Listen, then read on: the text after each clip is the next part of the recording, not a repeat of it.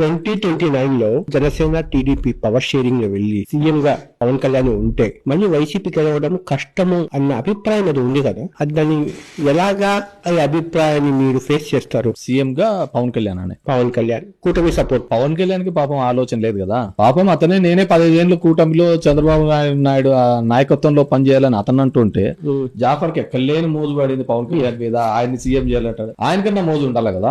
అనుకున్నాం నేను అనేది ఏంటంటే కమ్యూనిటీలో ఉంది మోజు, వాళ్ళ ఫ్యాన్స్ లో ఉంది మోజు, పవన్ కళ్యాణ్ చూడాలా అని చెప్పేసి. కానీ వీళ్ళందరిలో కానీ పవన్ కళ్యాణ్ లో లేదు మోజు. మనం అదేదో అంటాం చూసినావా, అక్కడ వరకు తీసుకొని పోవచ్చు, అక్కడ నుంచి తీసుకొని పోలేమని. ఆయనకి లేని మోజు నీకు నాకు ఉంటే ఏం ప్రయోజనం అంటే. పవన్ కళ్యాణ్ సీఎం కూటమి అనౌన్స్ చేస్తే జగన్ గారు సీఎం కావడం కష్టం అనుకున్నా.